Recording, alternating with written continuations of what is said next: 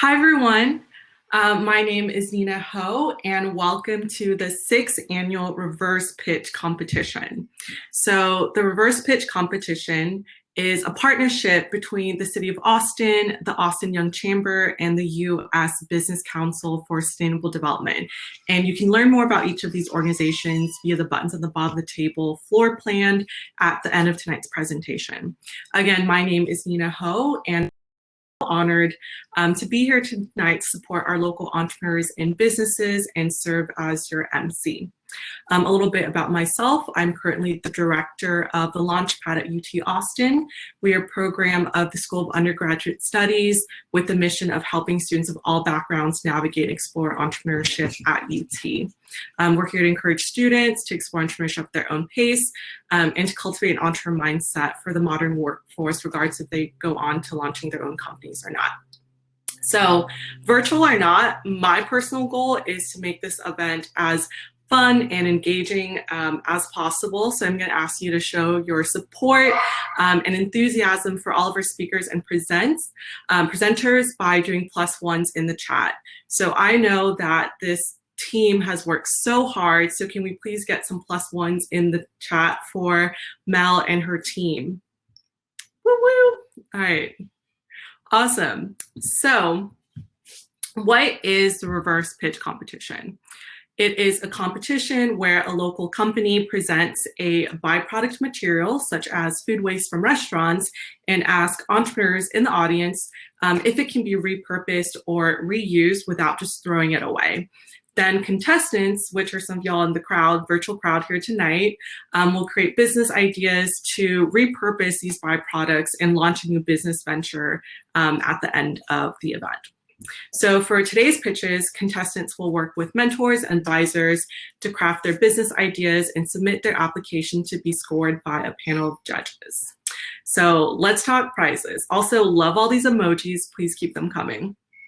So the prizes will be, or the competition will end up with 4 teams who will be named Innovation Fellows. These fellows will participate in a 4-month accelerator with program partners to help them refine and work on their ideas. More details on the accelerator shortly.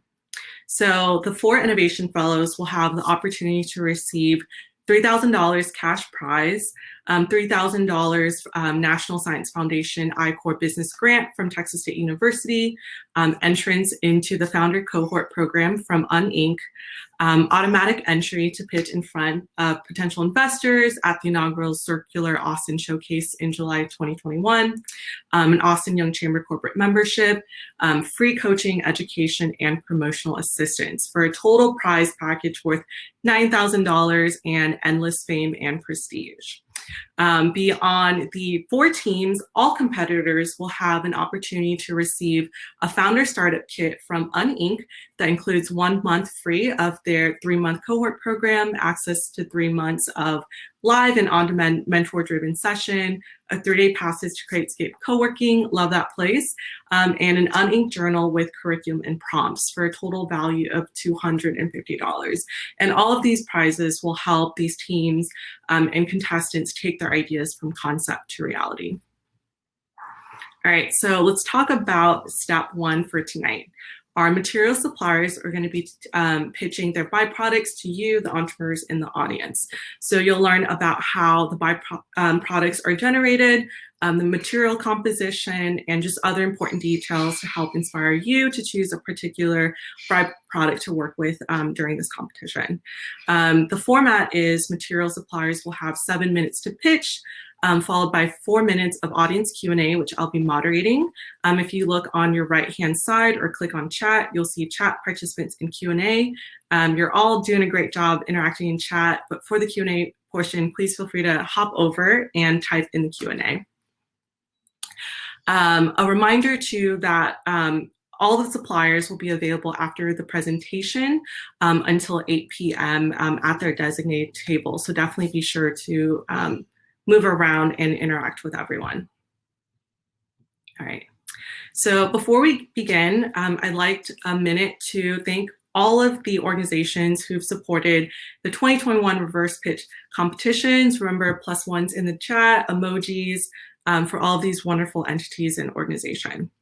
Thank you to our Innovation Prize contributors, the City of Austin Office of Sustainability, the Economic Development Department, Austin Resource Recovery, Austin Young Chamber, Texas State University, New Chip, St. Edward's University, and Reapley and Inc.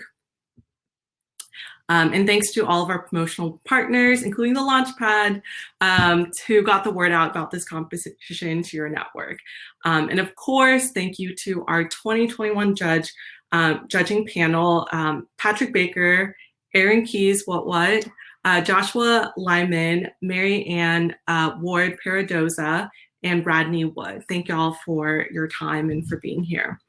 More endless thanks. Thank you to our technical advisors and mentors who will be helping our teams over the 4 months to create some really great sustainable business ideas. We want to thank our event sponsor, Bella Wood Law Firm, for continued support of the reverse pitch competition. So this year, we have some really exciting changes and updates to the reverse pitch competition. So please +1s and join me in welcoming Madeline Morgan, Conservation Program Coordinator with Austin Resource Recovery, to share more about what these changes and opportunities look like from the city's Circular Economy Program. So I'd like to invite Madison to the stage.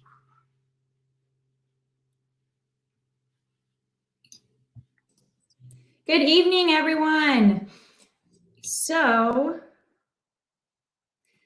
one of the new changes we have for this year, it is the 6th annual competition, and we do have 6 fabulous businesses pitching their byproduct materials, but we've added a new feature where you are also able to source your own material. So that material must still come from an Austin business, but you do have the opportunity, if maybe you already have an existing partnership or know of an existing byproduct material, you can work with that as long as it's based in Austin.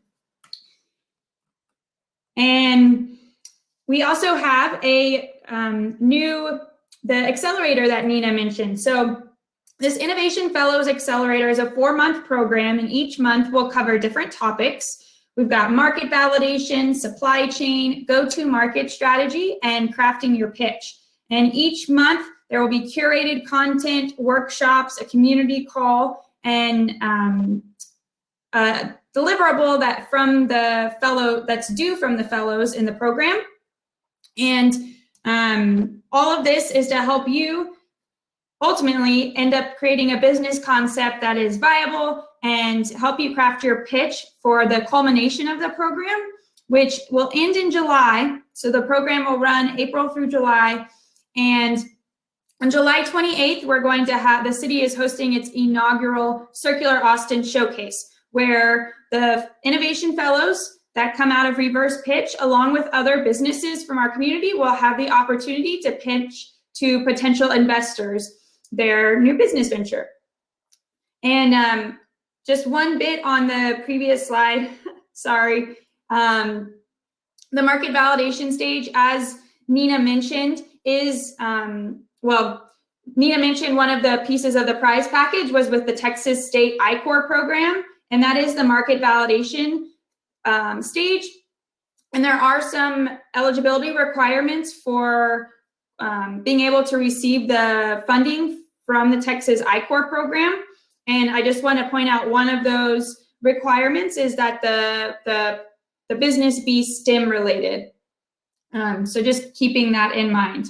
But you will still be eligible to participate if you're not STEM related and still be able to get your stipend for the months of the program. All right, so quick look at the timeline. So you have until February 10th to submit your intent to compete. So maybe you showed up tonight and you are debating whether you're going to apply to compete. Well, you have until February 10th to make that decision. And if you are watching this from a recording, then you also have until February 10th to submit that intent to compete. And then by February 12th, we will match each of the competitors with a mentor. And the weeks on February 16th and February 23rd, the City of Austin will be putting on two free workshops for our competitors to participate in and try to really strengthen that initial business idea that they've come into the competition with. And those will both be, of course, virtual. March 16th, the contestant application due. So this is really the final application. So it's a quick turnaround, but so use all of the resources that we provide you wisely. And then on March 30th, we plan to announce our Innovation Fellows. It'll be up to 4 competitors being named as Innovation Fellows. And then we get right into it with our Accelerator beginning that first week in April. And again, culminating with the Circular Austin Showcase on July 28th. Couple of reminders. So all competitors must live, have residence, or go to school in the Austin MSA. And we just want to point that out. This year, since it is virtual, we might have people joining us from elsewhere around the country. And then your business operation must be established within the city of Austin. And again, the $1,000 monthly stipend that is part of the cash prize is awarded upon successful completion of deliverables, which is will be outlined with the Accelerator. And then a little bit about who we are, or who I am and who I represent. So I am part of Austin Resource Recovery, which is a department with the city of Austin, and I'm part of our circular economy program. And I want to point out that we offer small business and ecosystem support for the circular economy industry. And a couple of ways we do that are through circular meetups, which we actually had one today. The next one is April 6th. They are every other month from 12 to 1, and it's an opportunity to network with like-minded businesses in our community. We also put out a resource guide and have I guess she's almost been here for a year now, but if you haven't met her, one of our colleagues, Skyra, she is hosting one-on-one consultations with businesses to provide support to them and maybe you in the audience. And so you can get in contact with us by going to austintexas.gov/circulareconomy, and our email address is on there if you want to set up a one-on-one business appointment with our team.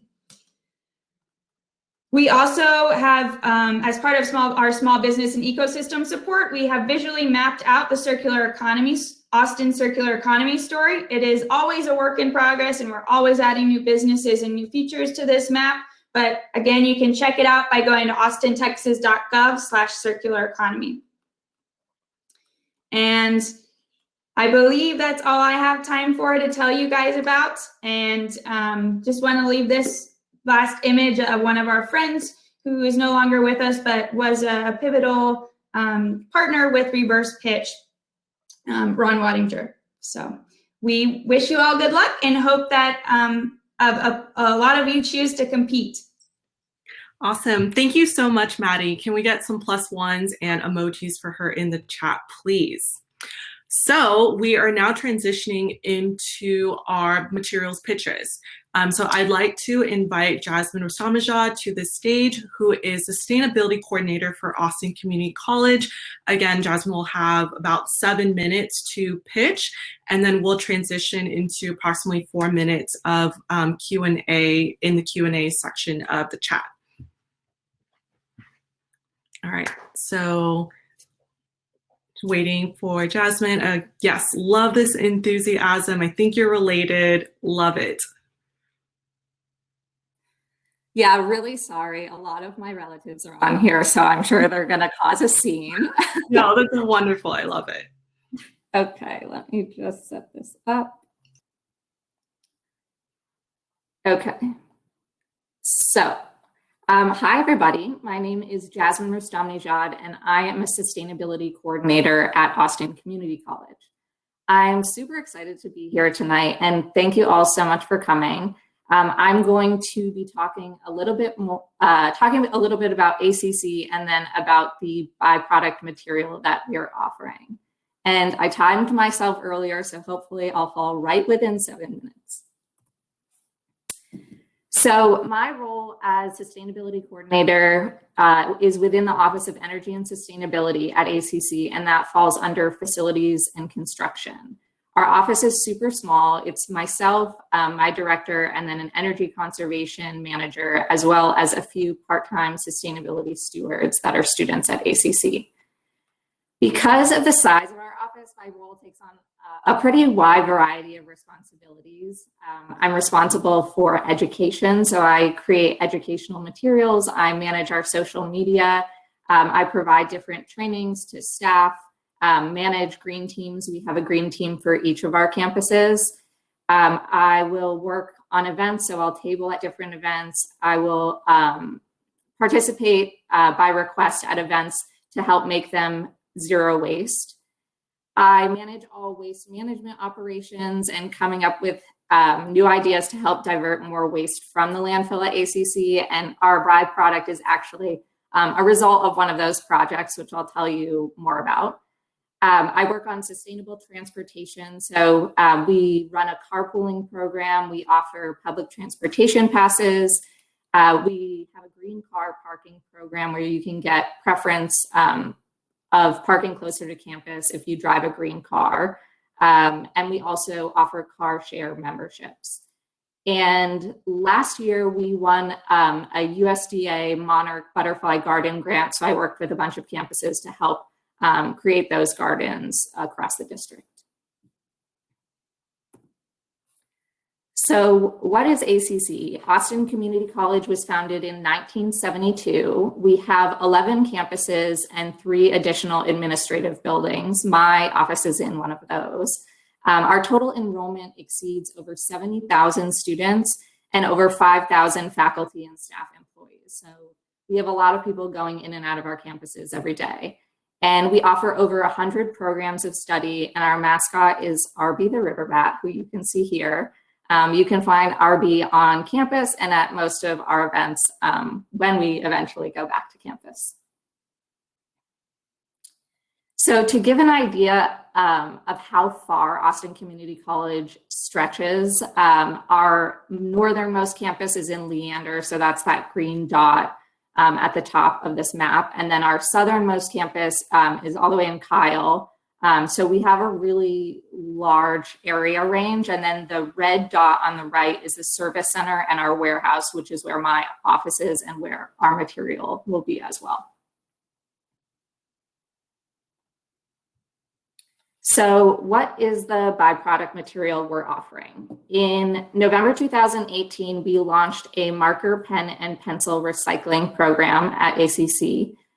We created collection capsules, like you can see here, from a battery recycling bin, and we did a few adjustments to help them meet what we needed. So we cut a large hole in the top of the container, about the size of a marker for collection, and created signage to indicate what the capsule was for. And we wanted a mostly closed lid to prevent as much contamination as possible. And as this program has been going, we usually get a few random items inside, but mostly markers, pens, and pencils. So these markers, pens, and pencils are made up of a variety of materials: plastic, felt, brass, wood, and more. We have one container in each building across Austin Community College District. So each of our campuses have multiple buildings. So there's one container per building. And once the containers are full, our staff will either reach out to me and ask me to come pick up the contents of the container, or they'll send it via intercampus mail to my office. Before COVID, we collected around 600 pieces a month, with small drop in collection during our summer semester. And the idea of this program, initially we separated out the dry erase markers, which was approximately like 35% of what we collected, and we sent the remainder of the contents to TerraCycle for recycling. And we really wanted to be able to refill the dry erase markers and then send them back to faculty and staff for reuse, so that we could save some money, but also not have all these markers end up in the landfill. We watched plenty of YouTube videos trying to figure out what the best way to refill the markers was, and we really didn't have much success. Some of them would work really well after we refilled them, and some of them would stay completely dry. And so we didn't feel comfortable sending them back to staff with maybe like three markers that worked and 2 that didn't. So that's why we're sort of looking for a new disposal method. We also want to avoid shipping impact by sending them to TerraCycle, and there's also a cost to that as well. It's pretty scary, the amount of markers and pens and pencils we generate, and thinking about how many that is across all colleges and office buildings, that if a solution was to come about for this product, it could have a really large impact. So logistics, what would it look like for you? So we have the capacity to store markers at our service center where my office is, but we would ask for a monthly pickup. We could either have the pickup be at the service center, or we could have it located at one of the ACC campuses that is closest to you. We're pretty flexible. We would offer this product for free, and we're hoping to just find a more useful purpose that prevents us from shipping all of these pieces to TerraCycle. So for those interested in our material, I would be your main contact for all logistics. I can provide mentor support. I'm happy to help brainstorm ideas, and always available to discuss your project. And we can definitely be flexible with your needs if you needed to pick it up every other month or something like that. And that is it. So thank you so much for having me here today. Does anybody have any questions? Awesome. Thank you so much. And please feel free to type your questions in the Q&A. Okay. So the first question we have is, what is the Austin MSA? I don't think that's a question for me. I don't know why this is upvoted. Does anyone have a question related to, okay, perfect. What type of plastic is it generally for these markers and pens? I'm not really sure. It's a plastic resin of some sort, but it's really just such a variety of different companies and products within our capsule that I can't really say the exact plastic. Okay. Awesome. And the second question is, how long does it usually take to refill the markers? We never really came up with a successful solution, but basically we would put in alcohol into the base of the marker and let it sit like head down for probably 24 hours. And some of them would work and some of them wouldn't, but we couldn't figure out why. I think some were just like really overused, and so that was the problem. But it's a lot of labor to try and go through each one and try it out after you refill it. So we kind of get up on that. Okay, thank you. Do we have any additional questions? All right, I'll wait a few seconds. Okay. Awesome. So how supportive are staff to reusing these? Do you have to encourage them, or if so, how do you do that? Staff are actually very excited about it, because then their department doesn't have to pay for new markers. So we had sent out a few of them. So we just opened it up if people wanted to sign up, and we would send them whatever they needed, depending on what we had in stock. And they were really, really thrilled. I think especially dry erase markers are super expensive, and they all depend on their budget. So anything that they can get for free, I think they'll take.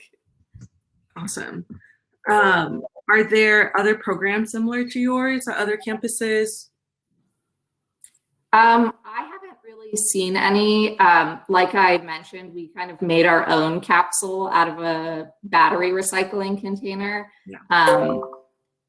Interested who else sends stuff to TerraCycle, because they do have that specific program, and that's kind of what we based it around, but I'm not aware of any universities in particular. Okay. Related to that question, what does TerraCycle do with these markers? That is a great question. I do not. Okay, no worries.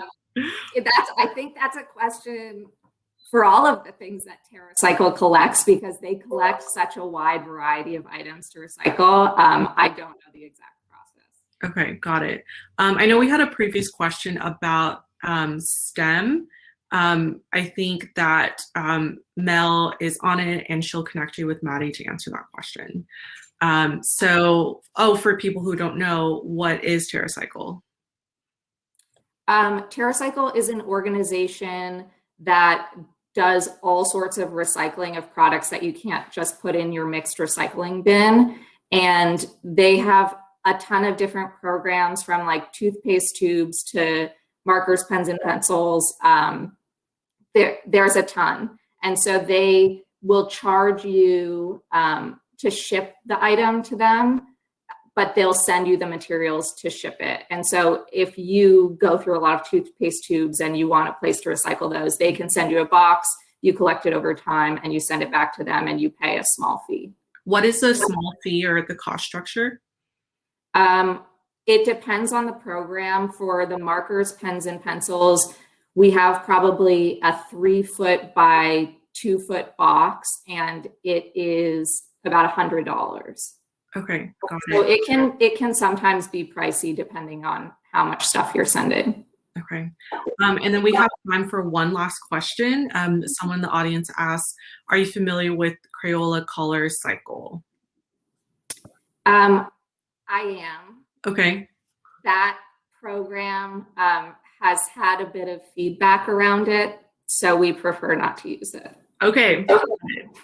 Awesome. Well, thank you so much for your time, Jasmine. Feel free to exit stage left or right, your choice. And I'm going to go ahead and invite our next material supplier on stage, who is Jennifer Evans, Executive Director of Austin Creative Reuse. And I'm also a huge fan of Austin Creative Reuse. It's so close to my house. I'm there all the time. All right. Awesome. Hi, Jennifer. Hi, thank you, Nina. We're always happy to hear about fans of Austin Creative Reuse. For sure. And for use, creative reuse in general, and the circular economy in general. So thank you for having us. Of course. We'd also like to say a big thank you before we get started to the Circular Economy Program and to AYC for inviting us to join in for Reverse Pitch again this year. It's one of our favorite circular economy events of the year. As Nina mentioned, I'm Jennifer Evans. I'm the Executive Director of Austin Creative Reuse. We are a local nonprofit with a mission to foster conservation and reuse through creativity, education, and community building.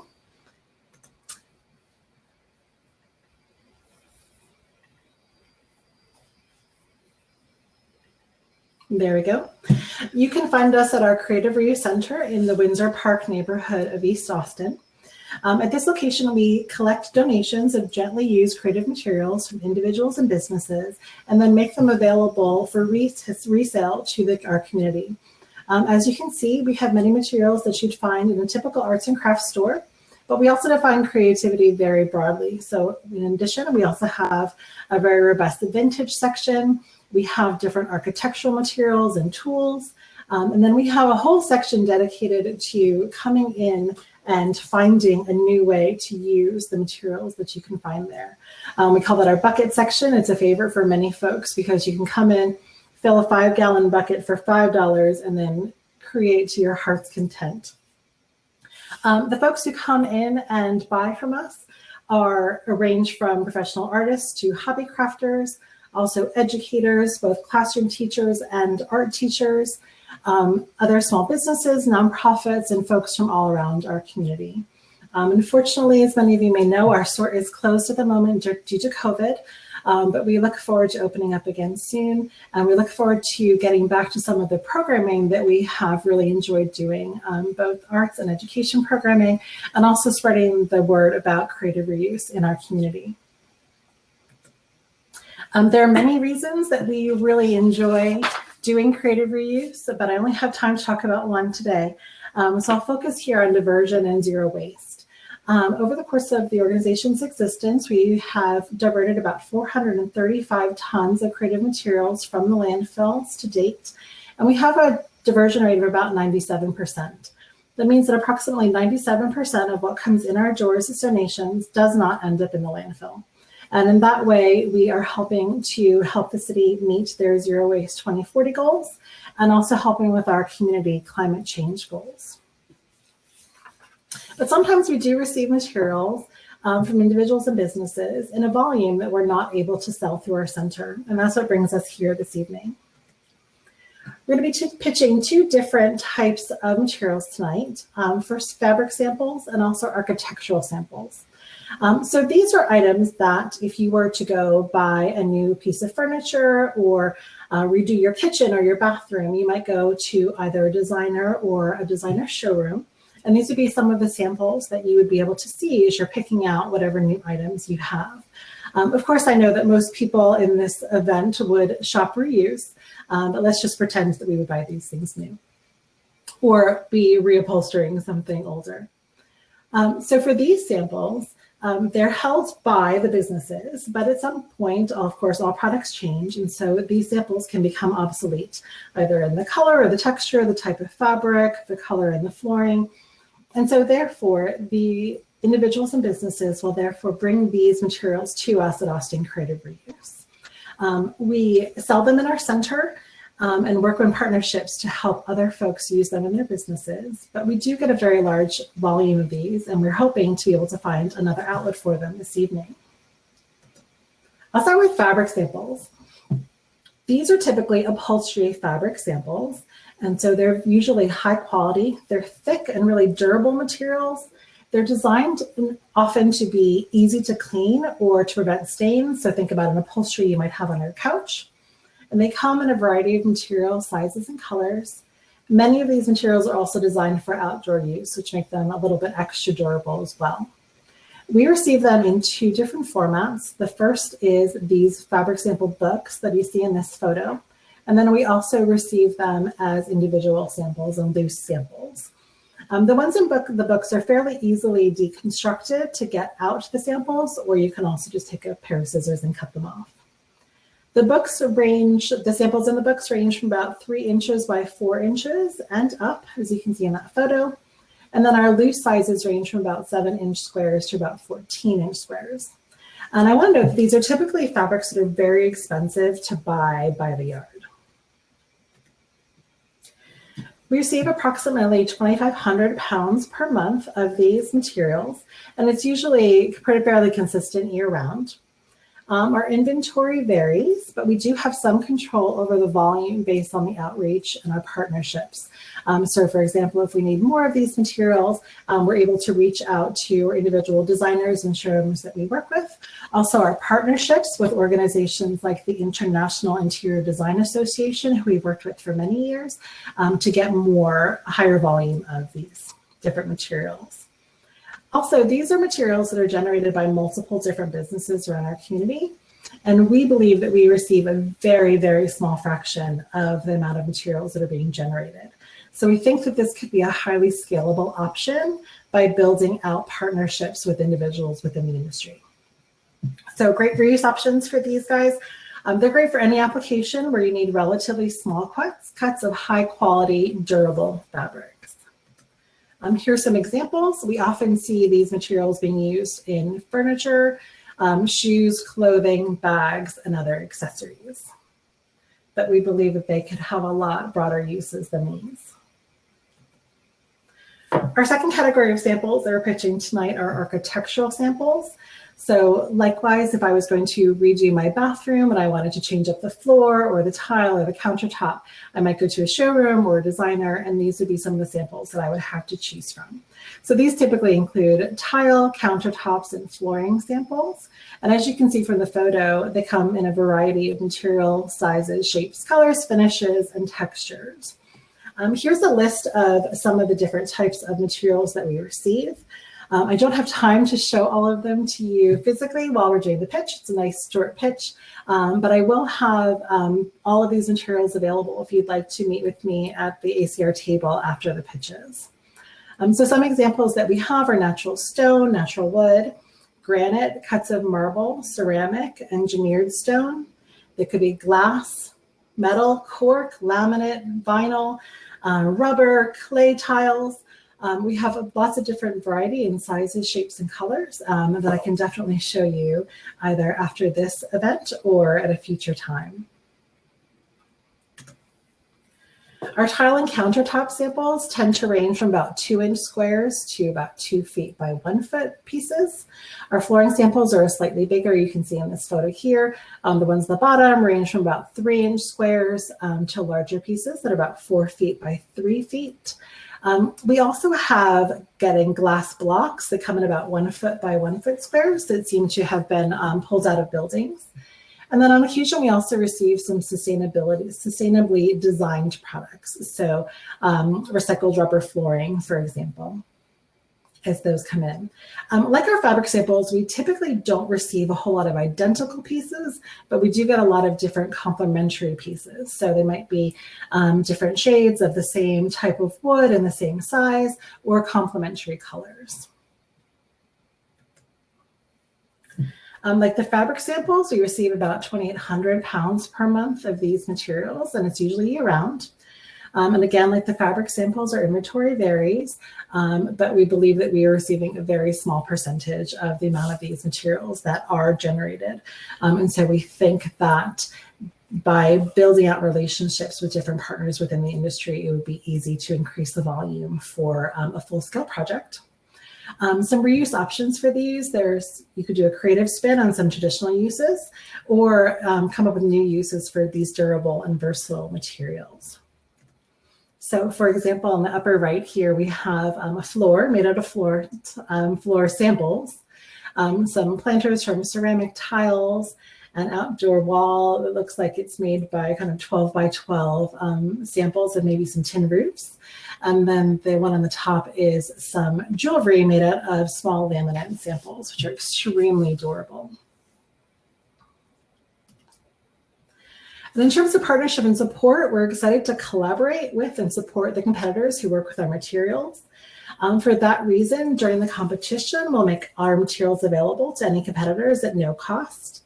And then should you decide to go forward with this as a permanent solution, there's a couple of options. You could continue to source your materials from ACR. Our prices range from about 10 cents to 25 cents per each fabric sample, or 50 cents per book for fabric samples. Our architectural samples range from about 10 cents to $2, depending upon the size and the material. And we also, of course, offer bulk pricing to anyone who's using a larger number of materials for any reason. We also will be happy to help you find some alternative sources for these materials. We want these materials to be used. We don't really care if you use them through ACR or if you go directly to the source. The materials can be picked up at our Creative Reuse Center in Windsor Park, which is in East Austin. Our normal business hours right now are currently 10 a.m. to 4 p.m. daily due to COVID. And because of COVID and our COVID protocols, we ask that you reach out to us in advance, but we welcome you to come into the center and play with the materials, see what we have, touch them, feel them, get used to them, and ask us any questions you may have. Thank you so much.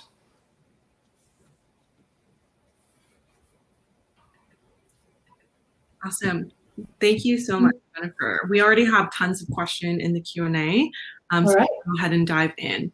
So of the texture material, do you know what the percentage that are made of stone, so tile, countertop, and floor top samples? I would say approximately a quarter probably are made of natural stone. Okay. So we probably have about kind of half, I would say kind of half countertop and tile and about half flooring, and about those, I think for both of those, about a quarter would be natural stone. But like I said, our inventory does vary. And so if there's something in particular that you need, we feel fairly confident that we can get more of that for you through our partnerships. Okay, thank you. And someone asked a question, have you ever worked with Martex fiber? They recycle most fabrics. I don't believe that we have, but I will, I'll definitely take that note in our chat and reach out to our board. We're a volunteer organization, it's been around for about 10 years, and our board has a deep knowledge of things that have happened over the years. Yeah. Awesome. Someone asked, how are you making sure, given COVID, that you're making it safe for people to handle these materials? Absolutely. We have extremely strict COVID protocols, and right now our center is closed to the public. And so the only folks who are in our center right now are our staff. And so what we do typically is we have a 1-day quarantine for all of our materials for anything that someone from the public is going to use. So all of our donations who come in go into a 1-day quarantine. Anything that goes out also goes into a 1-day quarantine. So we can definitely work with you guys to bring materials outside of our center and set them up outdoors so you can have a look at where there's a lot more space. But COVID is COVID safety is extremely important to us, and one of the reasons why we are closed to the public right now and have been, unfortunately, for 6 out of the last 12 months. Yeah, I'm deeply aware as an aggressive crafter. Related to that, how can someone make an appointment to visit the store and check out the fabric or, architectural materials? Sure. I think you guys are going to get contact information from Reverse Pitch, but I'll also drop my email into the chat and you can reach out to me directly. Okay, awesome. All right, we'll wait. See if anyone has any additional questions.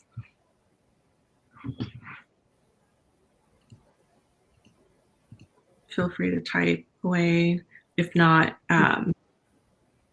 let's wait maybe like 10, 15 seconds and then oh, perfect. We have another question. Do you follow up with those who take these materials to see what is economic impact on their business or nonprofit? It'd be interesting to know what the other profits that they bring. Yeah, that's a great question. And I think it's a real great reflection of the life cycle of the products that we're talking about. So our product, the fabric samples, we actually pitched them for Reverse Pitch 2020. And they are we just found out they're actually currently being used by one of the competitors, one of the winners from last year. And they actually just reached out to us to come in and start sourcing more of their fabrics now that they're moving into a permanent phase.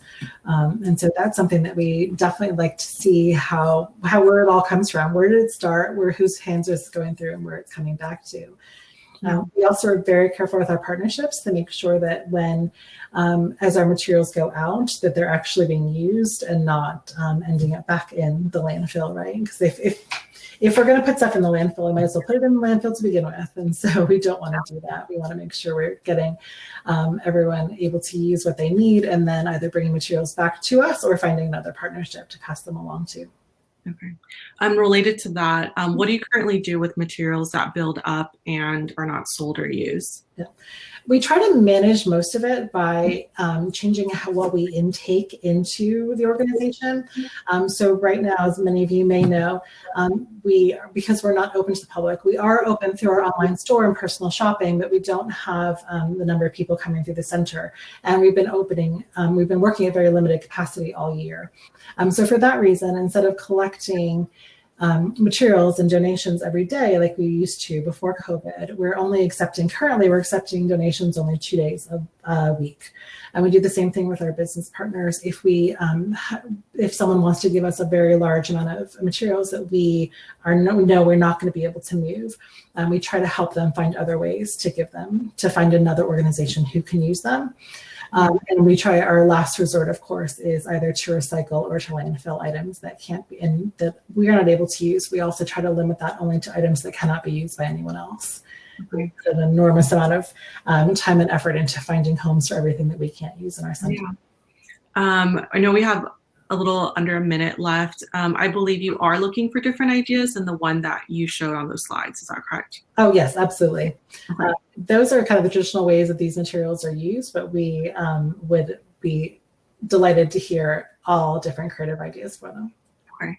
And then last question, do you have enough volume of architectural materials to build a tiny house? I don't know if we could actually build a tiny house, but we could definitely decorate and put in countertops and things for a tiny house. Okay, awesome. Which would be amazing. Whoever wants to do that. That would be phenomenal. Yeah. Okay, awesome. Thank you so much for your time, Jennifer. Feel free to exit whichever stage direction you would like. Thank you, Nina. I appreciate it. You're very welcome. So I would now like to invite Brandon Bush onto the stage. Brandon is the production administrator and green mission coordinator for Austin Eastsider. Another fan here, Brandon. Thanks. Thanks. Cool.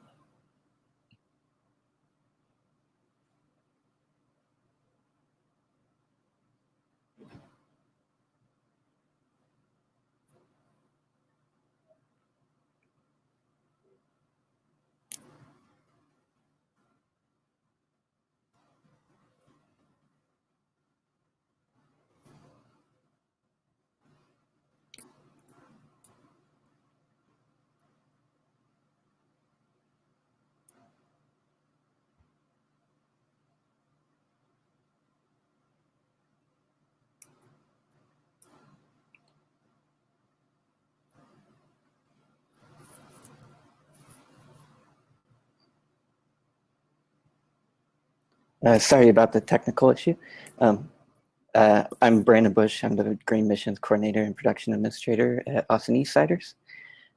Just a little bit about Eastsiders. We were founded in 2013. We are the 5th largest cidery in the United States. We produce about 60,000 barrels of cider every year, and we have 3 locations. Our main production facility in Southeast Austin, our Austin Eastsiders Collaboratory and Tap Room, and our Austin Eastsiders Barton Springs Tap Room and restaurant down in Silker. The byproduct that we are pitching today is super sacks. These are bulk bags made from woven polypropylene. They are UV and water resistant. Each of the bags have 4 heavy-duty corner straps that make them forkliftable, being able to move and lift it with the forklift.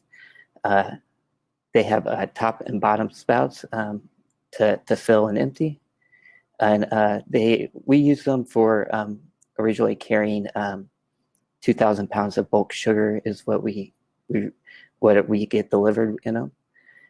Each of the bags is 35 inches by 35 inches with a height of 45 inches.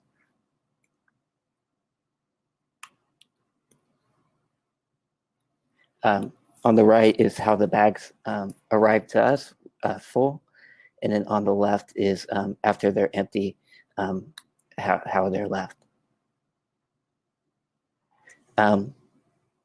We generate 15 to 20 units per month. Due to the seasonality of our business, during the summer, March through August, we'll see an uptick of that where we'll hit that 20 and maybe possibly more. And in the fall, we'll have less available with the downtick of production with the seasonality. The terms for recipients, we would like to schedule monthly or bi-weekly pickups. We are a busy manufacturing facility, so the scheduled pickups is a must, as we do have trucks coming in and out every day. The pickup at our all pickups would be at our main production facility on a commercial center down in Southeast Austin, and there would be no cost for the super sacks on pickup.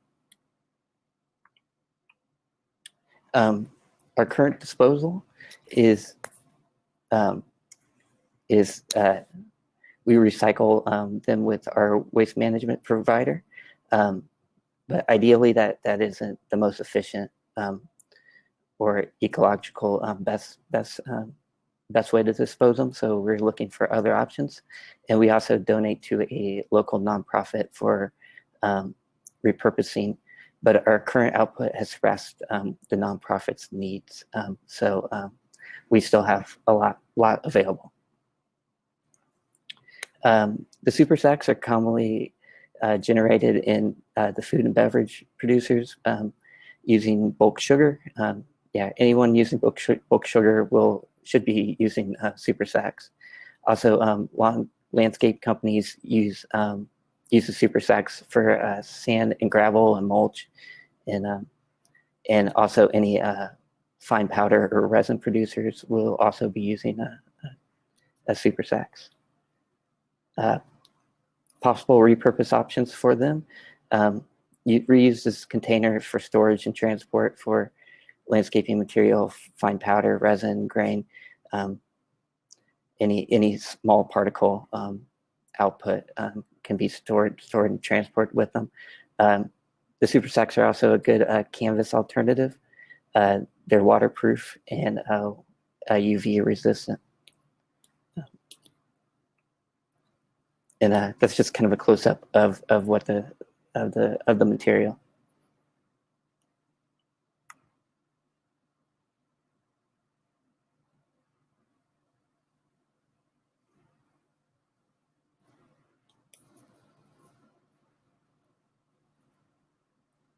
Awesome. Thank you so much, Brandon.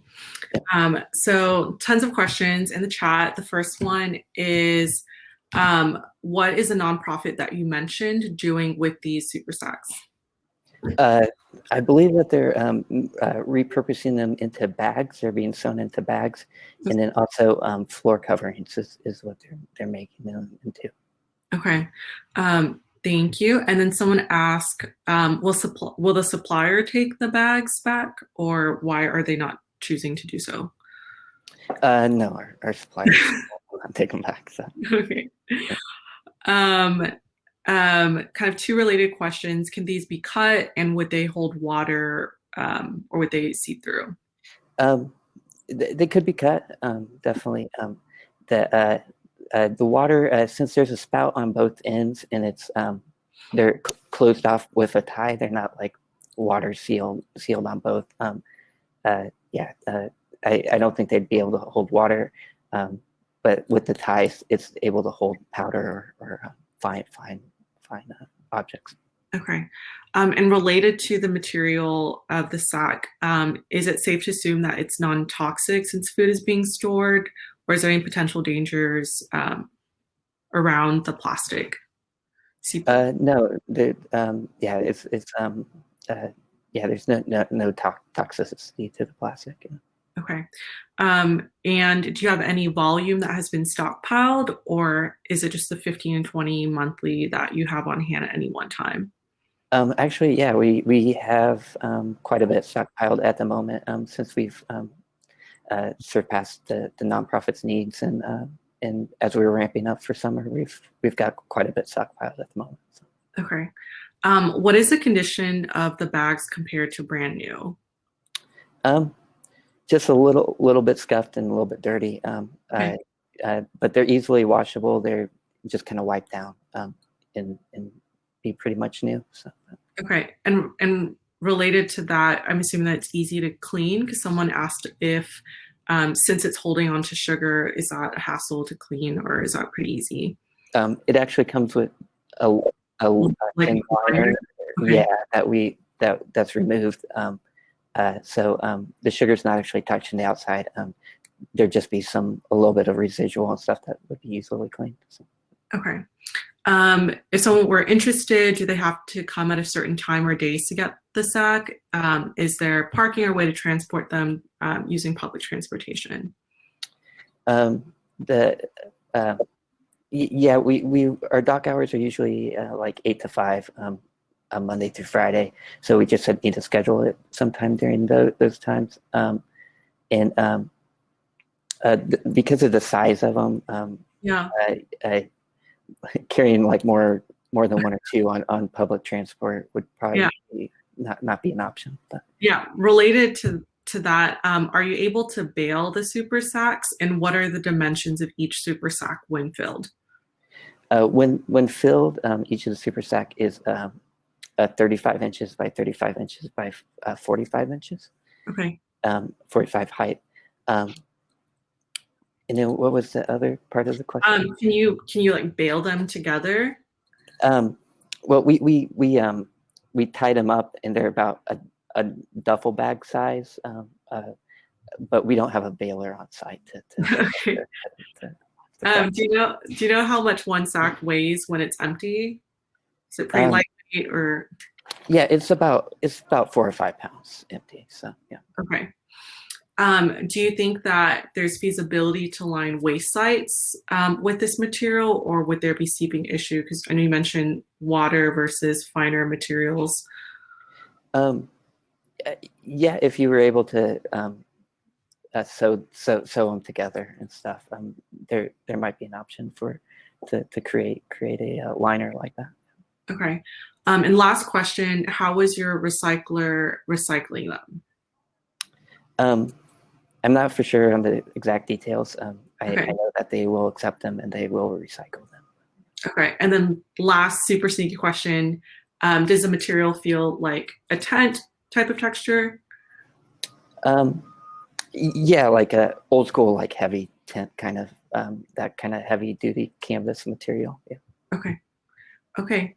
Awesome. Well, thank you so much for your time, Brandon. Thank Feel free to exit the stage, your choice. And I'd like to invite our next, we are halfway through. I'd like to invite our next speaker to the stage, Michael Baker, who is the head distiller for the Fierce Whisters Distillery. And he'll be actually pitching 2 materials. All right, +1s for Michael, please. Hey, everybody. All right. So my name is Mike Baker. I'm the head distiller at Fierce Whisters Distillery, and we're pitching 2 different materials today. We're looking at our spent grain and something that comes from our distillation process that we call heads. So real quick background on our distillery, we're brand new to the Austin area. We broke ground last April, or I should say April of 2019. We got running about September this year. We're locally owned and operated. We're on a 5.6 acre lot in Southeast Austin. We have 2 buildings. One we use for the primary production. That's where we're using our corn, barley, rye, those sort of things to actually produce our alcohol. Our second building is where we store all of our wooden casks or barrels, and that they kind of sit for up to 2 years. We're grain to glass, and we're trying to be a sustainable and green business, and part of that is we're going to start planting some of our own grain on our property. Right now we have a 500-gallon system that involves a cooker, fermenters, and stills. Everything's sized at 500 gallons, so it's a 1-to-1 ratio of transference from one tank to the next. Right now we're just switching gears. We have been making bourbon for the past 3 months. When we're doing a bourbon ferment, for example, we use 1,000 pounds of grain. We do a 70-20-10 split, 70% being corn, 20% being wheat, and 10% being malted barley. These are all local to Texas. They're grown locally. So for a 500-gallon ferment, 1,000 pounds of grain in 400 gallons of water. The other 100 gallons is taken up by the grain itself. We do about a 10% ABV ferment that it gets sent to the distillation unit. Everything that we pull off, like I'm going to go over the cuts in a moment. I shouldn't get ahead of myself, but every single ferment actually produces about a barrel of whiskey. Currently, we're about 250 barrels in, which means we've gone through 250,000 pounds of grain to make bourbon. So we're looking at about 1 million pounds of grain used in this year, and we're looking at expanding next year and doubling up our capacity, which would be about 2 million pounds of grain. Just a quick overview of where we're at in Southeast Austin and our address. Those are the 2 buildings on our property. The silver building on our left is actually where we do the production, and the black building on our right is our rick house. It's where we actually do our aging of our whiskey. Just basic overview of production cycle. We use water, grain, and enzymes, and those are combined in our cooker. We take those up at various times and temperatures, depending on what type of extractions we're trying to produce our whiskey. Then it's brought down in temperature and inoculated with yeast. The sugars are then metabolized by that yeast and to produce CO2, alcohol, heat, and some byproducts. Those byproducts can give you a really great taste. They can also be very nasty. And one of our materials is kind of that nasty tasting stuff that is not good for our bodies. We transfer the entirety of our ferment to our still. When we're doing bourbon and rye whiskeys, that means that all the grain that goes into our still is brought up to about 200 to pull up. And that effectively pasteurizes everything that we produce. And distillation, when it's coming off, I've got a pot still on the right with a condenser being the tall unit to the furthest right. So all we're doing is we're trying to heat this stuff up. Alcohol vaporizes easier than water, and this is how we actually condense it. So when that stuff vaporizes off, it goes through a condenser, and what we pull off is liquid. So when the liquid comes off, it comes off in 3 different parts. We call that the heads, hearts, and tails. The heads being the nastiest stuff, the hearts being what actually you drink when you have a distilled spirit, and the tails being something that we actually recycle on property ourselves. Like I said, we're aging for about 2 years is our goal, 2 to 4 years for our bourbon. But the remaining grain slurry, since we transfer everything into the still, we try to get all that alcohol off. What is left is about, I'd say about 350 gallons of water and grain mixture. And again, that grain, that 1,000 pounds of grain occupies about 100 gallons of that. The entirety of everything there that we call stillage gets pumped out to a silo out back. We have plans on making bourbon, rye, and single malt whiskeys.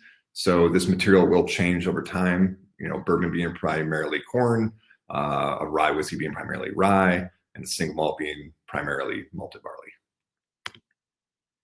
So I said we're trying to get rid of our heads material. It's the first pitch that we have. So if you look at the graph in the upper right, what we have is kind of a visual representation of what comes off of the still when we're producing. So the very first things that I'm not even mentioning is called 4 shots. Those are the worst of the worst. It's for a 500 gallon format, we're talking about like a half of a gallon. But as we have to make our cuts, and when we have these, when I say cuts, we're talking about the heads, hearts, and tails. We're trying to make a determination by taste and physical composition of what these things are. The heads, represented by the dark blue, they're always going to be entrained with a little bit of our alcohol, the one that we want, the ethyl alcohol. And that's what the hearts is, the light blue. So when we say we make a cut, we're actually running the distillation unit. We say, you know, we're at the right proof, it tastes right and everything. This material's heads, now we're into hearts. So that heads material that we take off is primarily consistent of ethanol. It's about 160 to 170 proof and about 491 grams per liter. It's about 50% alcohol. Acetone at 29 parts per million, acetaldehyde at 211, and methanol at 53 part per million. Like I said, this is the first and most volatile stuff that we pull off. It's clear to cloudy in appearance. We have about 200 gallons of it a week. It's an unavoidable consequence of the distillation process. Every single distiller in the world has this issue. This is produced everywhere. So it's highly scalable. We're currently disposing it through a disposal company. A small amount is inevitably going to make it to the drain from cleaning process. And it's the first material we're trying to get rid of.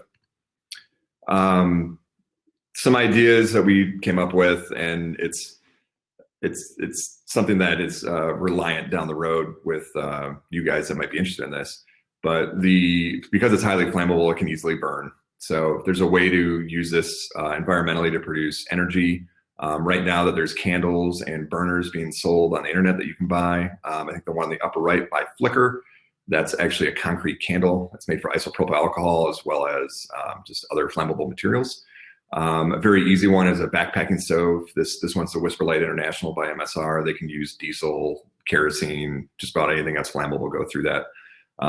Because it has acetone and other things, it's very easily could be used as a nail polish remover, paint stripper, solvent. We actually use it to clean our windows at our distillery. There's things in there that can be used as hand sanitizer or separated properly from a non-distillation process, and we're providing this at no cost. The second one being the stillage, all that grain that comes out of our still. Like I said, it's about 1,000 pounds of grain and about 300 to 350 gallons of water. Very low ABV because our goal is to take all that alcohol off of that system as much as we can and just leave behind the residual. It's very high in protein and fiber, but it's very low in carbohydrates because we've converted all the starches and sugars and tried to metabolize those in the fermentation process. We're producing right now, we do 3 to 4 of these distillations a day. So we're producing about 900 to 1,200 gallons a day of this slurry material. And if we increase our capacity, it'd be double that. Another highly scalable thing is produced by everyone that's doing grain-based fermentations and liquors. Right now, because we have it in a wet condition, you can probably have it for a 4 or 5 day. If you don't pick up for 4 or 5 days, it'll still be fine. You go over that, the pH really starts to drop. And then we start talking about end use not being as nutritionally valuable. If it was dried, it would actually last a little bit longer, but that's something that if we dried it, we'd end up with another waste stream that we need to take care of. And this is the easiest way for us to get it taken care of. Like I said, it goes up to about 211 degrees, so it has been pasteurized. We sort outside in a silo, and we constantly mix that with a centrifugal pump so it doesn't get clogged and keeps that slurry consistency. Currently, right now, farmers are our only disposal method. They actually come and pick it up. We use that same centrifugal pump that keeps it well mixed to transfer into IBC totes, barrels, anything that's watertight, so we don't have spillage. And also, it's no cost to the end user. If we wanted to actually sell this material, we would have to get an additional license and test for mycotoxins and things like that. So for us, not having to go through this process of trying to sell it and going through those hoops to jump through, it's advantageous that somebody else takes it. Ideas for this right now, like I said, it's being sold, or being used as a feed for animals, and that's still something that's the number one use for this material is a livestock feed. We also use it for composting. There's a brewery up in Alaska they're a brewery, not a distillery, but they have barley. They're the same issue: what to get rid of, how to use it. They're actually using it as a biomass boiler to reduce their energy needs. They don't have a lot of farmers up there that want it in Alaska, so that's how they got around it. A big new emerging market that we see is using it for baking, for human food, or even dog treats. Doing a little quick research, no one's actually using corn. They're using barley to make flour. So in this case, something like a cornbread being used from this would be, new and innovative.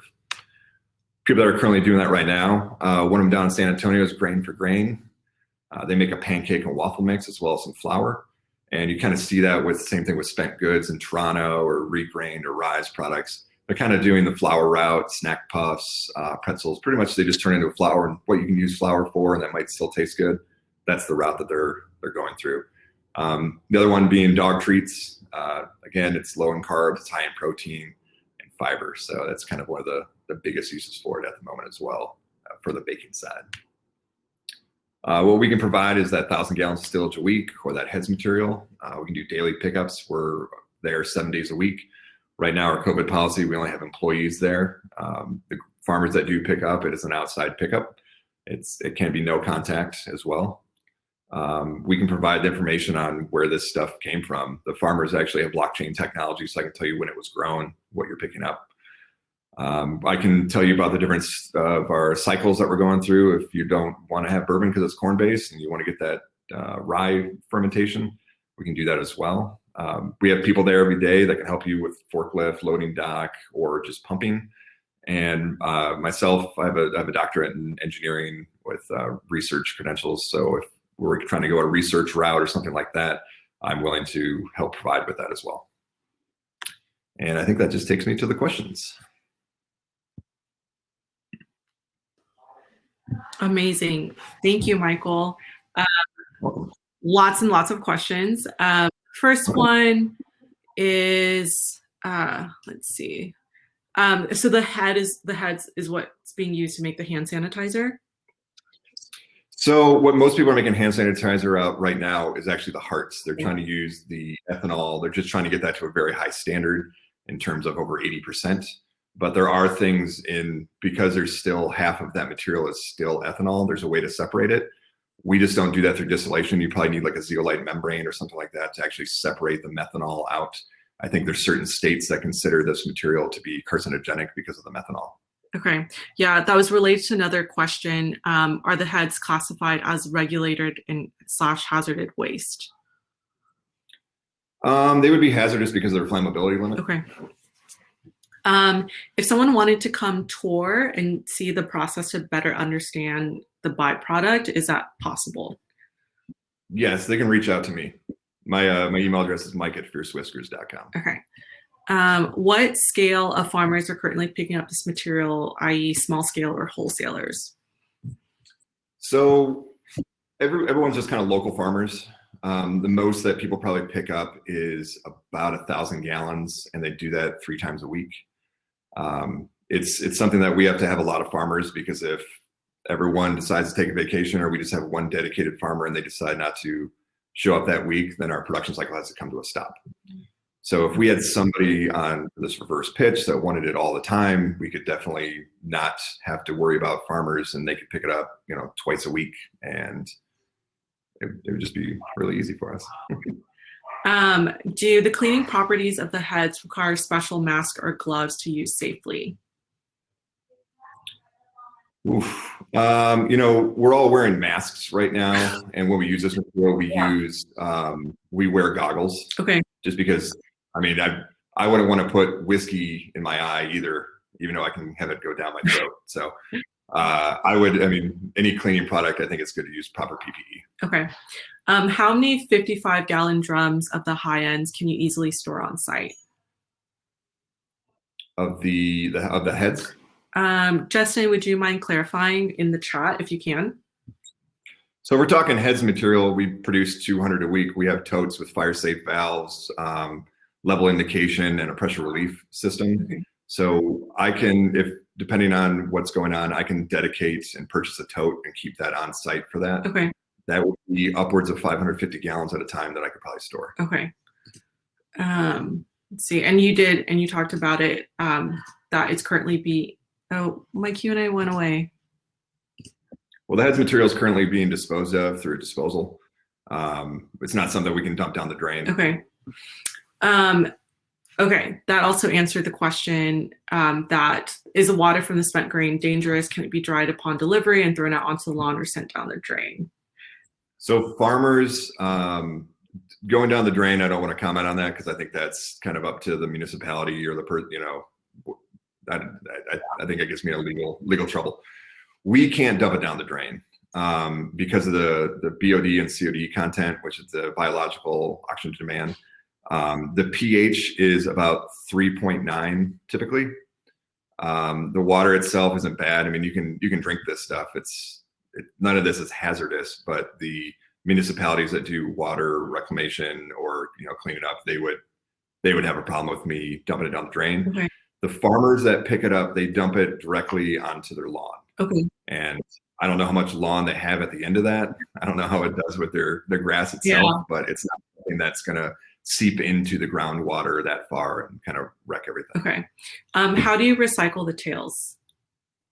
So the tails, we keep the distillation process running and we collect them, and then we put that back into our next distillation run. Because if you look at that graph where I was had the heads, hearts, and tails, there's a lot of usable alcohol in the heads and tails. That the tails we'd like to keep because that stuff isn't bad for you. The head stuff is bad for you, so we kind of let that alcohol go out with the methanol. Okay. Are other distilleries making money on the waste or breaking even? So stillage waste, I think dried, it's like $100 a ton. So for us to actually go through that process, if we wanted to dry it, the problem is when we separate that liquid from the grain, that liquid with a low pH and it contains a lot of that BOD and COD demand, that's still not something I can pump down the drain. And it's something that another waste stream that I have to take care of. So instead of separating it into two waste streams, we keep it consolidated into one. Okay. Are you familiar with the Austin composting project, and have you offered the grain? I'm not, but when we have had interruptions with farmers, the disposal company that we go through sends it to composting. Okay. Any plans to reintroduce these products once you start producing your own grain? I think the amount of grain that we could actually make on our property would last us less than a week. Okay. So, it takes a lot of acres to make this. Yeah. And I know there's a question, but you already mentioned it during a presentation that this is being used for animal feed. We can clear that in the Q&A. And lastly, most important question, if a team finds a profitable solution, can they be paid in product? You mean they want whiskey? Yeah. It can only be 2 bottles a month in Texas until they change the laws. So. Open to negotiation. Yeah, there's definitely room for that. It's I want to form a partnership, and that's something that we can actually work together. And yeah, there's perks to being a part of a distillery. Awesome. Okay, well, thank you so much for your time, Michael. Feel free to exit the stage. We have two more materials suppliers, and our next one is Ed Garcia, who is the CEO and founder of R2 Corporation. Awesome. All right, we good? We're there? Yes. All right. Good morning, everybody. My name is Ed Garcia. I'm the owner of R2 Corporation. We are, is this coming up? It's not coming up. Let's try to share the screen. Okay. Well, okay, there we go. Ed, are you able to see my screen share Yes. of your presentation? Okay.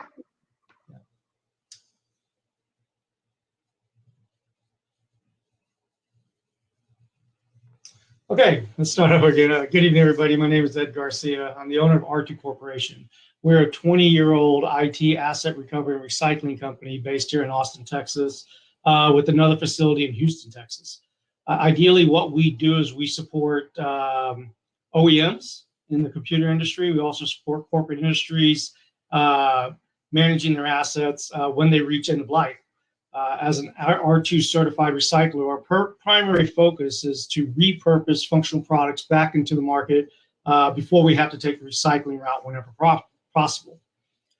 Today, I'll be presenting one of the byproducts that we have from one of our recycling processes from one of our clients that every time I look at these things, I really would like to find a repurpose or reuse for these items.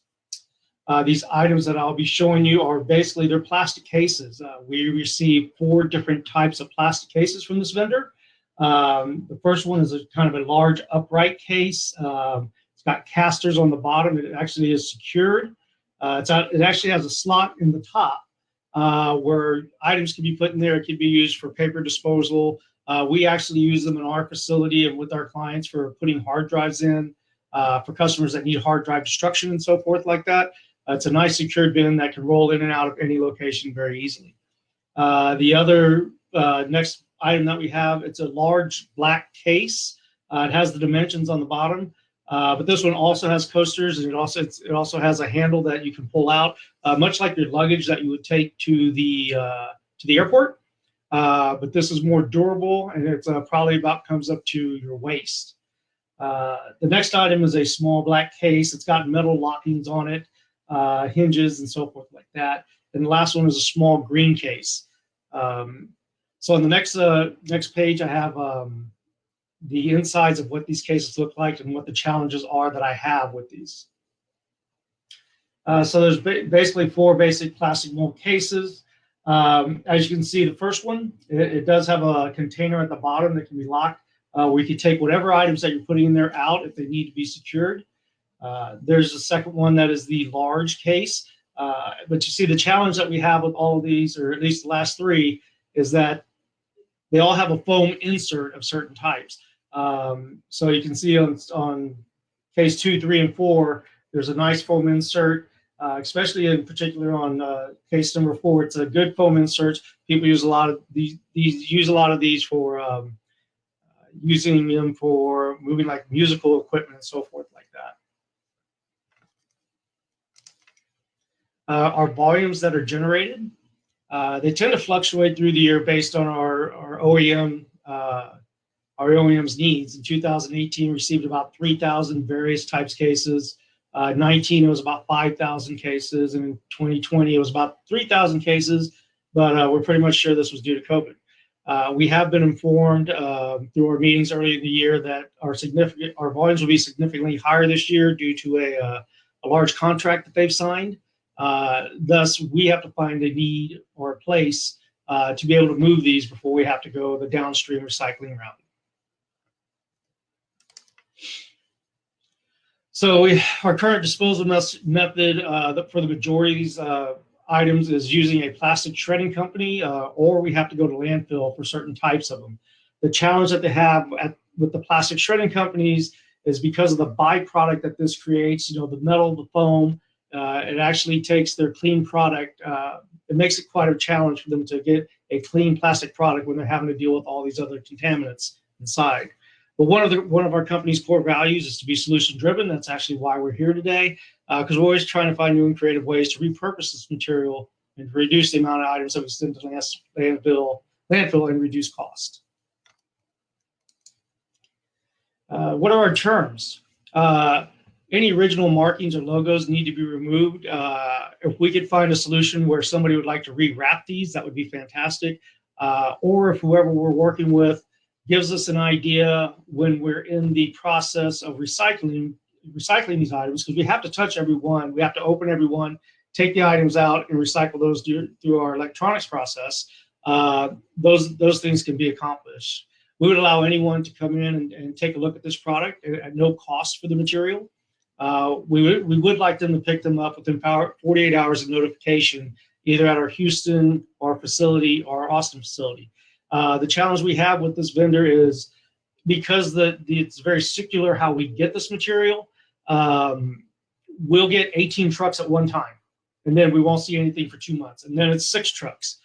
So the volumes will vary, but our warehouses get very full when we have to do that, and we're having to take care of our other OEMs. Other requirements that we would have is obviously we'd have to have appropriate signed BOLs or an invoice showing the transfer of ownership of material. And we'd have to do this to be able to provide proper documentation for final disposition of material, basically how much was scrapped, how much was reused, and this is required for R2 certification because we have to account for all waste for its final disposition. And are we aware of any reuse options for the material? Yes, there's several reuse options on a small basis. We've sold some, on eBay. We've sold some on Craigslist, but that's selling 1, 2, 5. When we have thousands, that's when it becomes a problem. We do think that the upright larger bin can be used for any type of secured bin, a pedestal, or a podium. The green crates can be modified, and actually any one of these cases can be modified for trade shows. Companies that go out to trade shows that travel across the U.S., they can pack their materials in these. I talked about they could also be used as an instrument case, and possible maybe a first aid kit or something of that nature.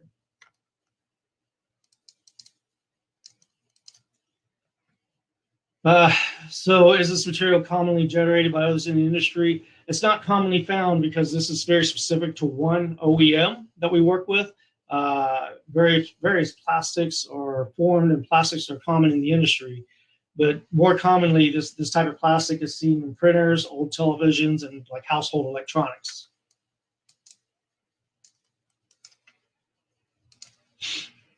And what type of support we'd be willing to offer? We'll offer as much support as we can give to really release the financial burden that's on the company and to our OEM that we're dealing with.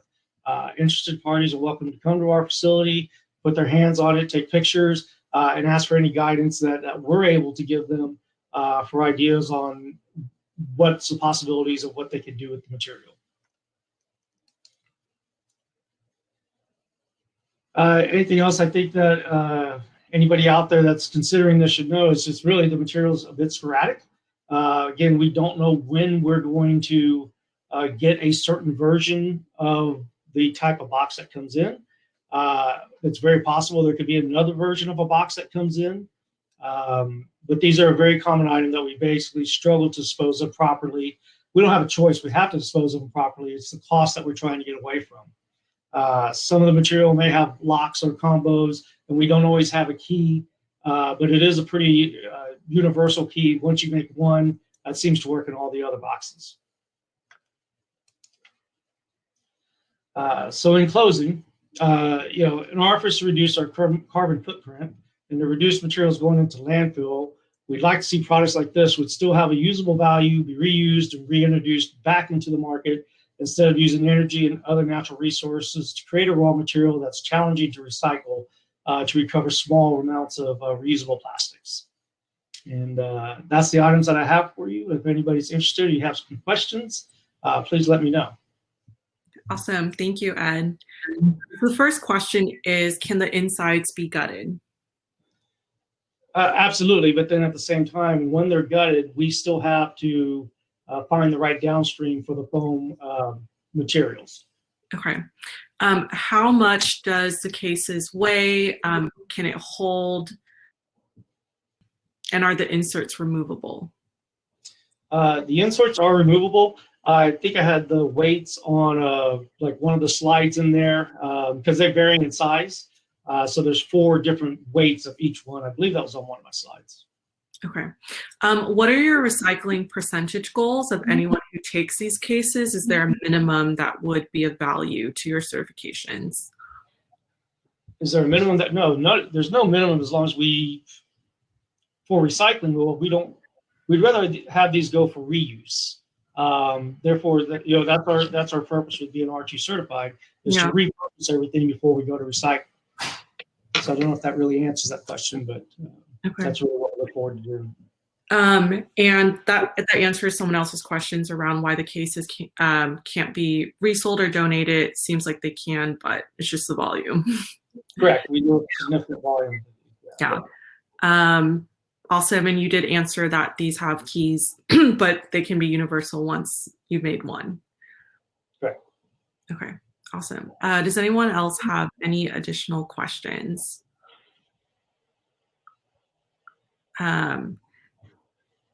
Let's see. Do you have an estimate of the weights of the cases? I do believe it's on one of the slides. I would have to. Okay. Okay.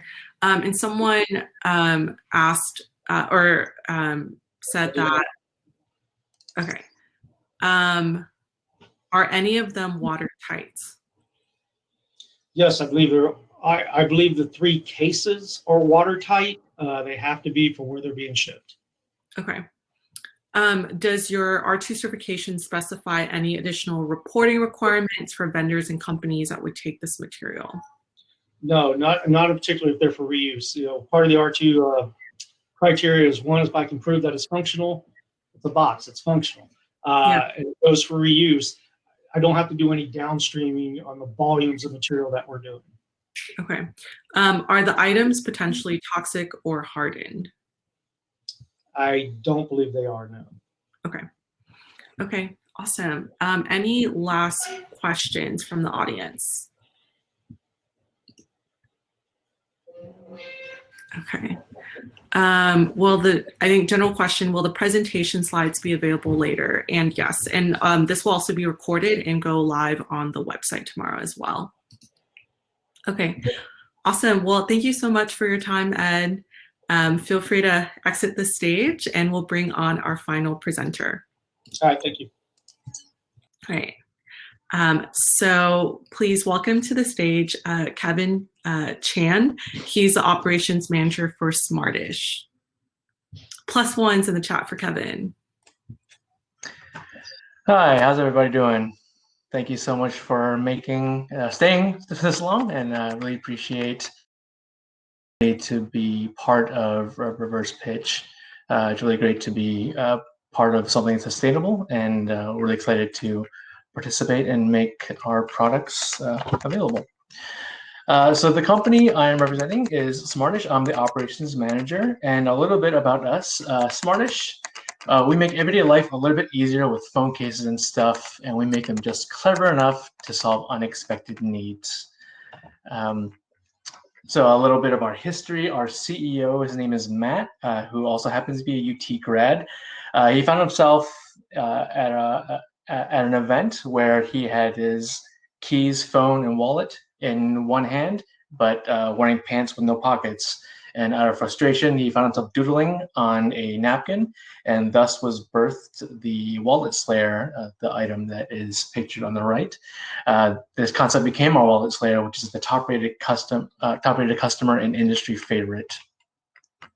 We're an Austin company based downtown. We have a team of 17 people, and all of our products are sold exclusively online. So think Amazon, our own website, smartish.com, and in the photos you can see some of the assortment of items that we have beyond just cell phone cases. And so we've been doing this for over 11 years, almost moving on 12. And with all these adventures going on, sometimes we make too many cases. And at the speed at which technology evolves, obsolescence is an unfortunate byproduct of ingenuity. And this is why we need your help. And this is why we're so excited to be part of this program. Some of the items that we are making available are our to give you a breakdown of the materials that are made available. The majority of the materials is made out of TPU, which stands for thermoplastic polyurethane. And it is almost like, imagine a soft rubber type of material. And about 5% of the materials that are available is polycarbonate. Think of like a harder plastic. And 4% is polyurethane, which is a type of vegan leather. It's almost like it's almost like a wallet type material. And you've got about 1% that's made up of miscellaneous products like paper, some felt, and some glue. Some chemical properties of TPU, PC, and PU, as they can all be recycled mechanically and also chemically, which means that you can recycle them mechanically by taking those materials, grinding them up, and then reshooting them into different molds and different forms. And to recycle something chemically means to take it, break it down, dissolve it, and simulate your own version of Breaking Bad to its source origin materials, and then recreate it into new materials. And some fun facts about TPU and PC. TPU will melt at around 450 degrees, and PC will melt at around 572 degrees. So they're very heat resistant, and so finding ways to recycle them using heat is an option, and there's definitely machines out there that can definitely take care of that.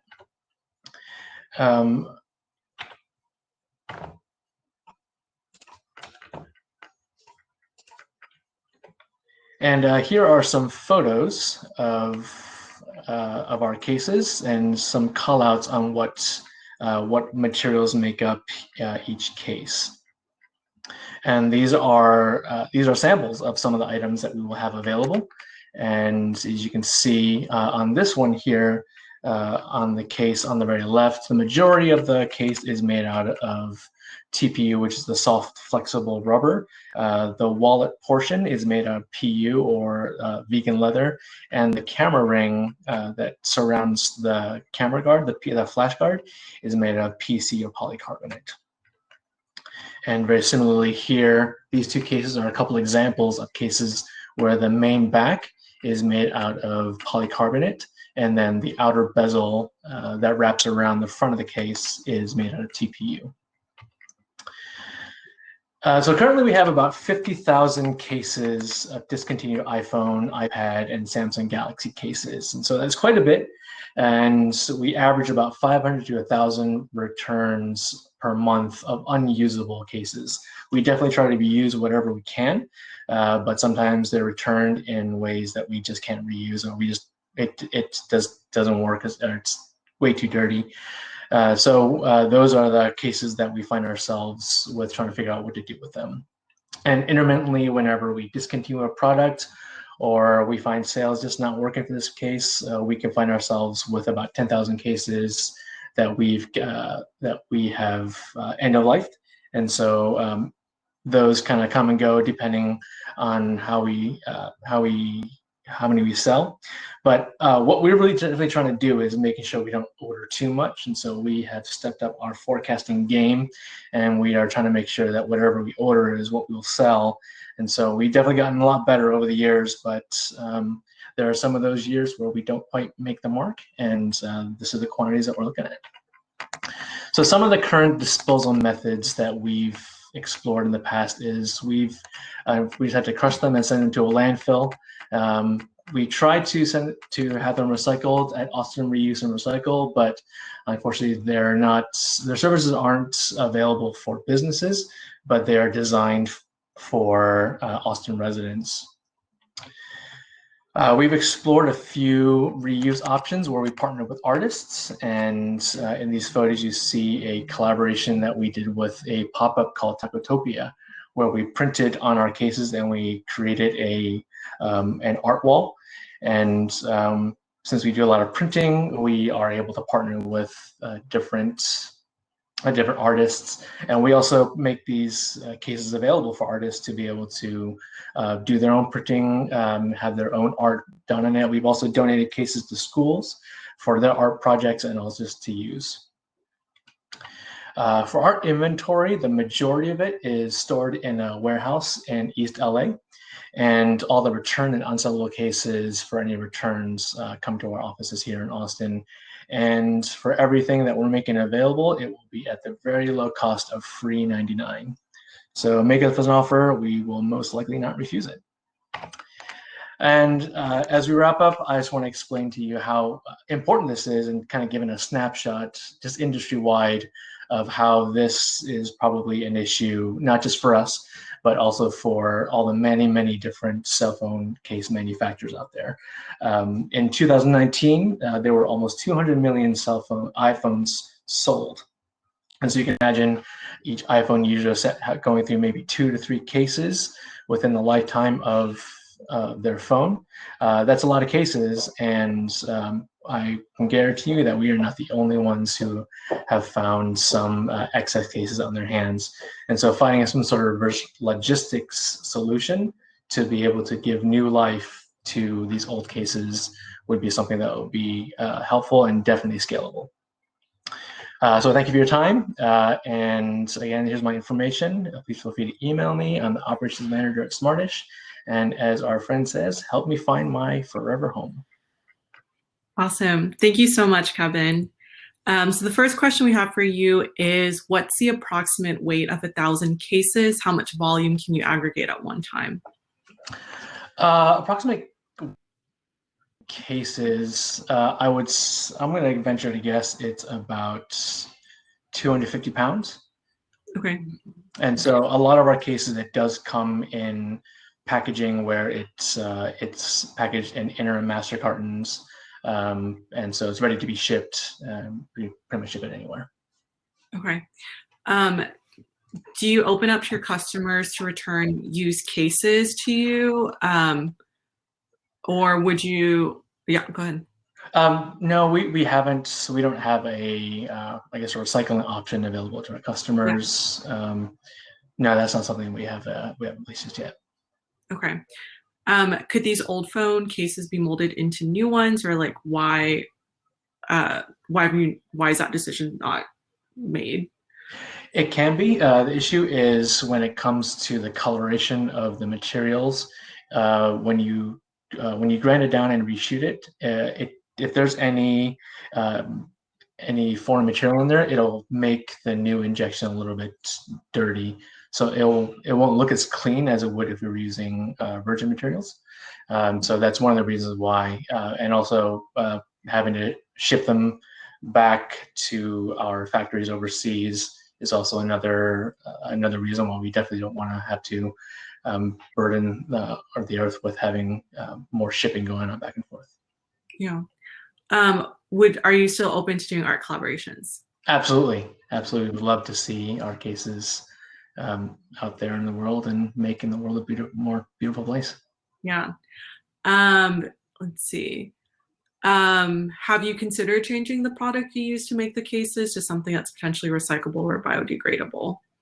That's something that we've discussed. We are not quite there yet in terms of product materials, but definitely one thing that we are working on is making sure that what we do make is what we do sell. It's like going to a buffet. You don't want to eat too much. Just grab what you eat and eat what you grab. And we're trying to do the same thing with our inventory. Awesome. How easy or feasible it is to separate the different materials of each case? Definitely using heat will be the way to do it. I have a few examples here. I don't know if you can see this, but this is one of the cases I had on the video. This black part here is the polycarbonate, which is like a harder plastic. This TPU is like a softer material here, and then here is the polyurethane, which is almost like imagine like a wallet or a vegan leather. When you heat it to a certain temperature, you can separate these two pieces, and where you can recycle the individual parts on their own, as opposed to having a material with multi-materials going into the grinder. So definitely heat is something that we can use to separate all the materials. Okay. Where are the cases manufactured? They're manufactured in China. Okay. Oh, I think we have our 1 minute marker. Is this able to be recycled? If not, is it the color part that is preventing it from being recyclable? It's recyclable. So in terms of single stream recycling, it checks all the boxes. It's Okay. just one of those ways. Well, it's another. We just don't necessarily want to burden the single stream and finding ways to give new life to this product that if we can avoid the landfill or recycle stream, that's something we definitely want to pursue. Okay, awesome. Thank you so much for your time, Kevin. Feel free to exit stage direction of your choice, and we'll move forward with tonight. Thank you. Great. Thanks for having me. All right. Awesome. So everyone, thank you so much for joining us for the 6th annual reverse pitch competition. We're so excited to just see the creative ideas that come out of from our entrepreneurs. So a little bit more about what's about to happen. So we will keep Remo, our virtual platform, opened until around 8:25, and now is a really great opportunity to speak more with each material supplier, to meet with people who might potentially be your future co-founders and collaborators, as well as learn more about the mentors who will be supporting this program. So logistically, each material supplier has a virtual table on this first floor. Orange tables are located on the right-hand side of your floor and labeled for each supplier. So please be sure to visit them, ask some additional questions as well. So after this, I'll say break. Material suppliers, please go ahead and move to your respective tables. Also, we encourage those looking to join a competing team to introduce yourselves to other competitors. And again, meeting the mentors and introducing yourself. There are tables that are labeled Meet a Mentor and Find a Teammate. So please feel free to navigate to those areas as well. And mentors, again, when I say break, please feel free to go to your mentor table. So some last details, a reminder that your intent to compete application is just 1 or 2 sentences about your idea along with your mentor request, and that will be submitted or must be submitted by next week, February 10th. This is the first step in moving forward with competing. And you'll also receive additional submission information and links tomorrow morning via email. We also encourage competitors to register for the free workshops coming up on February 16th and 23rd. These are going to be a really wonderful resource to help you prep for your business concept. And lastly, the recording for tonight's presentation will be posted tomorrow at reversepitch.org. But again, you'll get all of this information in an email. So if you're inspired by the presentations tonight and would like to compete, please make sure to email, and if you haven't notated when you did register, please be sure to email events@austinyoungchamber.org so they can get all the information you need to move on to the next stage of the competition. So with that, can we please get a +1 emojis in the chat for everyone for participating. Thank you, everyone from our planning team organizations, our promotional partners, and our Innovation Prize supporters for making it possible. Enjoy the rest of your evening and break. Bye, everyone.